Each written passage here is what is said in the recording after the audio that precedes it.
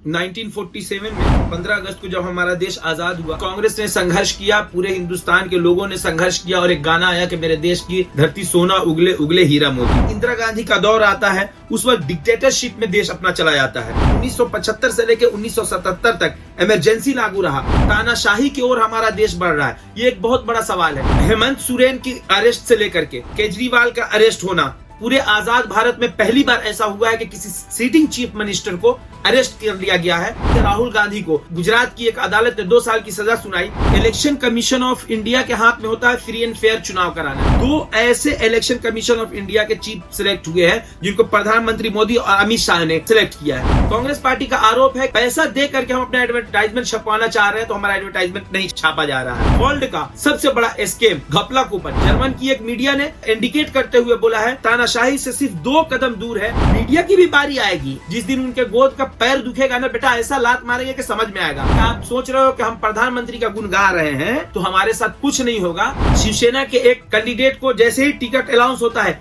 1 घंटे के अंदर में ईडी का नोटिस आ जाते हैं कि कांग्रेस पार्टी के अकाउंट को सीज कर दिया गया, कैंपिंग नहीं कर पा रहे। डरा हुआ तानाशाह एक मरा हुआ लोकतंत्र बनाना चाह रहा है। जय हिंद दोस्तों। 1947 में 15 अगस्त को जब हमारा देश आजाद हुआ, अंग्रेजों के 100 साल की गुलामी के बाद, तो ऐसा लगा कि अब हमारा देश आजाद हो चुका है। उसके बाद देश में सब कुछ सही चलने लगा। फिर हमारा देश बहुत ज्यादा गरीब था क्योंकि अंग्रेज सारा कुछ लूट करके ले जा चुके थे। उस टाइम में कांग्रेस ने संघर्ष किया, पूरे हिंदुस्तान के लोगों ने संघर्ष किया और एक गाना आया कि मेरे देश की धरती सोना उगले उगले हीरा मोती। तो उस गाने ने इंडिकेट किया सोने से गेहूं को, हीरा मोती से चावल को और कपास को। तो इंडिकेट करके किसानों के अंदर जान फूका गया।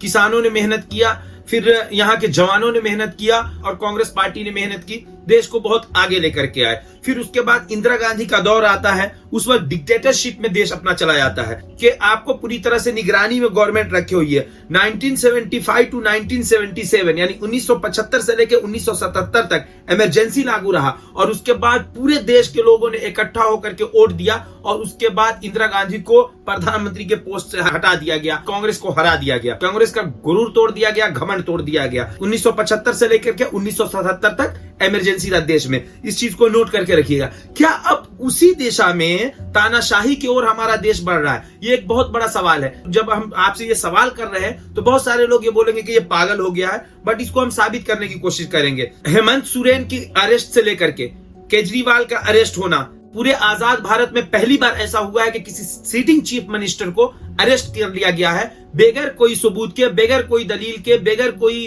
केस के उनको अरेस्ट कर लिया गया है। और इसी तरह सत्येंद्र जैन, मनीष सिसोदिया, संजय सिंह, इन सब लोगों को अरेस्ट करके डाल दिया गया। आज से ठीक 1 साल पहले यानी अगस्त महीने में जिस तरह से राहुल गांधी को, एक विपक्ष के कांग्रेस नेता राहुल गांधी को गुजरात की एक अदालत ने 2 साल की सजा सुनाई, वो तो भला हो सुप्रीम कोर्ट का कि उसने उस सजा को डिक्लाइन किया, नहीं तो आज 2 बड़े लीडर अपोजिशन के जेल में होते। ये इंडिकेट कर रहा है कि हमारा देश तानाशाही के ओर बढ़ रहा है।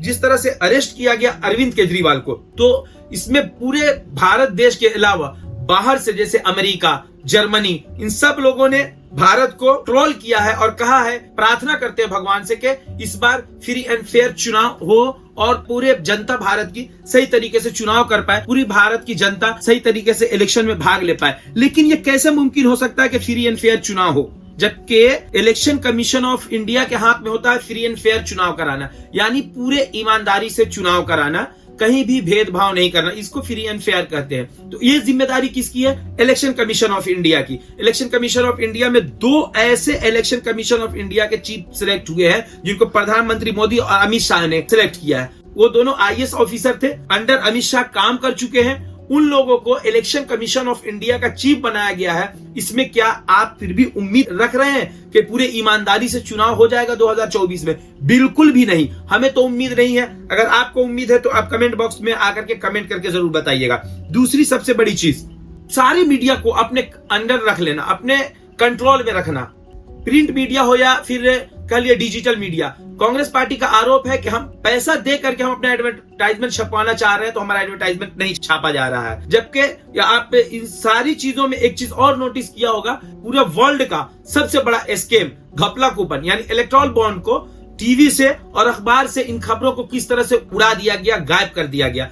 तो ये एक निशानी है कि हाँ, आप तानाशाही की ओर बढ़ रहे हैं। जर्मन की एक मीडिया ने इंडिकेट करते हुए बोला है कि तानाशाही से सिर्फ 2 कदम दूर है। अब आप देख लीजिए उसको, नॉर्थ कोरिया को चुनाव होता है, बेशक होता है वहां चुनाव, क्या उसी तरह का चुनाव आप यहाँ जानना चाहते हैं? वहां भी मीडिया है, लेकिन सरकार के गुण गाने के अलावा कोई और गुण गाए तो उसको मरवा दिया जाएगा। यहाँ मरवाने तक की नौबत तो अभी नहीं आई है, लेकिन उससे 2 कदम ही पीछे है कि अगर सरकार के खिलाफ आप बोलते हैं तो आपको मरवा दिया जाएगा। जैसे मिसाल के तौर पे सरकार के खिलाफ बोलने के लिए किसान आए, किसानों को मारा गया, पीटा गया, उनको घसीटा गया। सरकार के खिलाफ आवाज उठाने भारत के पहलवान आए, पहलवानों को मारा गया, पीटा गया, घसीटा गया। मीडिया की भी बारी आएगी, आज न कल। जिस तरह तुम बोल रहे हो गोदी में बैठे हुए हैं, जिस दिन उनके गोद का पैर दुखेगा ना बेटा, ऐसा लात मारेंगे कि समझ में आएगा। गोदी मीडिया बन के जो बैठे हुए हो, अगर इस तरह का आप सोच रहे हो कि हम प्रधानमंत्री का गुण गा रहे हैं तो हमारे साथ कुछ नहीं होगा, तो ये तुम्हारी एक तरह से भूल है। तुम अपना अस्तित्व खत्म कर रहे हो, अपनी पूरी शाख को खत्म कर रहे हो, अपने आप को दलाल कहलवा रहे हो, अपने आप को मतलब थोड़ी सी तो मर्यादा रखो अपने अंदर। वो सारी मर्यादा, शर्म हया को ये लोग घोल करके पी चुके हैं। थोड़ा भी शर्म गैरत हया बाकी नहीं है इन लोगों के अंदर। अरविंद केजरीवाल के अरेस्ट में जो सबसे बड़ी बात है, उनको सिर्फ इसलिए अरेस्ट की है ईडी ने कि किसी तरह से दिल्ली सरकार को भंग किया जा सके, पंजाब के सरकार को गिराया जा सके। अरविंद केजरीवाल ने ये जेल जाने से 1 हफ्ता पहले इंटरव्यू देते हुए एबीपी को उन्होंने बताया था। और ईडी के संबंध में, ईडी के केस में आपको डायरेक्ट बेल नहीं हो पाएगा। ईडी का अगर एक मरतबा केस हो गया तो आपको केस खत्म करने के बाद ही बेल मिलेगा, चाहे वो जैसा भी एफआईआर करके आपको डाल दे, झूठा, सच्चा, फरेबी, जो भी चाहे वो एफआईआर करे, आपको जेल के अंदर डाल दे, आप वहां से नहीं निकल सकते, मतलब नहीं निकल सकते जब तक कि आप अपने आप को बेगुनाह प्रूफ न कर दे। उसके लिए कितना तारीख ले, क्या ले, नहीं ले। कोर्ट की भी हालत इससे कुछ अच्छी नहीं बताई जा रही है। जिस तरह से सुप्रीम कोर्ट के जज ने बताया, चीफ जस्टिस ऑफ इंडिया ने, जीरा लेवल पे जो कोर्ट है या जो छोटे कोर्ट है उनमें बेल देने को बहुत ज्यादा इग्नोर किया जा रहा है, बेल नहीं दिया जा रहा है लोगों को, कि उनके ऊपर दबाव है। वो बोल रहे हैं हमारी फैमिली डरी हुई है। आप ये सोच रहे होंगे कि इतना कुछ हो रहा है, फिर हम कैसे बोल रहे हैं? भाई जान लीजिए कि 2023 और 2024 के अंदर एक कानून पास होने वाला है, जिस कानून में आप जितने भी ब्रॉडकास्टर है, यूट्यूबर हो, फेसबुक पे आपका पेज हो, अकाउंट हो, इंस्टाग्राम पे आपका पेज हो, अकाउंट हो, या फिर व्हाट्सएप पे आपका चैनल हो, सबको गवर्नमेंट अपने अंदर रखेगी। जो वीडियो वो चाहेगी वही वीडियो रिलीज होएगा, जो वीडियो वो नहीं चाहेगी वो वीडियो रिलीज नहीं होएगा। ये बात आप समझ लीजिए, एंड ऑफ द 2024 ये कानून आ जाने हैं। तो पूरी तरह से सोशल मीडिया पे भी अब निगाह है सरकार की। इससे पहले कि मेरे जबान बंद हो जाए या आपकी जबान बंद हो जाए, जो सोशल मीडिया से जुड़े हुए लोग हैं या बोल पा रहे हैं, उन लोगों की जबान बंद हो जाए, तो फिर आप क्या कहोगे? सब सही चल रहा है? चलो अब कोई बोल ही नहीं रहा है। जी नहीं, बिल्कुल सही नहीं चल रहा है। अगर सही चलता होता, सब कुछ सही होता। शिवसेना के एक कैंडिडेट को जैसे ही टिकट अनाउंस होता है, 1 घंटे के अंदर में ईडी का नोटिस आ जाते हैं। पूरे को देख लीजिए, जितने भी पक्ष है, किसी भी नेता को टिकट अनाउंस कीजिए, 1 से 2 घंटे के अंदर में, मैक्स टू मैक्स 1 दिन के अंदर में ईडी का समन, सीबीआई का समन, सब लोगों का लेटर आ जाता है उन लोगों के पास और उन लोगों के ऊपर जांच चालू कर दिया जाता है। अब कांग्रेस पार्टी एक 17,000 करोड़ का फाइन लगाया है ईडी ने। काहे के लिए? 1993, 1994 में कोई एक ऐसा केस है जिसमें उन्होंने टाइम पे टैक्स नहीं भरा था, उसको लेकर के आज उस केस को उघेड़ा जा रहा है और 17,000 करोड़ का उनके ऊपर फाइन लगाया गया है। जिस तरह से विपक्ष को दबाने की कोशिश की जा रही है, आप देख लीजिए कि कांग्रेस पार्टी के अकाउंट को सीज कर दिया गया है, वो अपनी कैंपिंग नहीं कर पा रहे हैं। अरविंद केजरीवाल को अरेस्ट होते हुए जब देखा तो कांग्रेस के एक लीडर, एक नेता राहुल गांधी ने कहा कि डरा हुआ तानाशाह एक मरा हुआ लोकतंत्र बनाना चाह रहा है और आप इसके हिस्सेदार बन रहे। देश की हालत इतनी बदतर है तो अब जिम्मेदारी किसकी बनती है? 1975 से लेकर 1977 तक के इमरजेंसी का हमने जिक्र किया इस वीडियो के पहले। उस वक्त किसने जिम्मेदारी उठाई थी?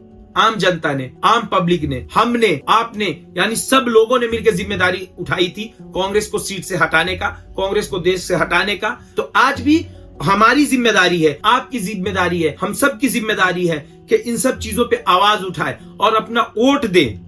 आप कहीं भी हो, आप पहुंचे जहां भी आपका क्षेत्र, जहां आप वोट दे सकते हैं, आप इलेक्शन में हिस्सा ले, आप वोट दें। एक एक वोट कीमती है। सही उम्मीदवार को दे, ईमानदार उम्मीदवार को दे और अच्छे उम्मीदवार को दे, पढ़े लिखे उम्मीदवार को दे। मेरी वीडियो कैसी लगी कमेंट करके मुझे जरूर बताना। और मेरे वीडियो अगर फेसबुक पे देख रहे हैं तो पेज को फॉलो करना, वीडियो को ज्यादा से ज्यादा शेयर करना। जय हिंद, जय भारत।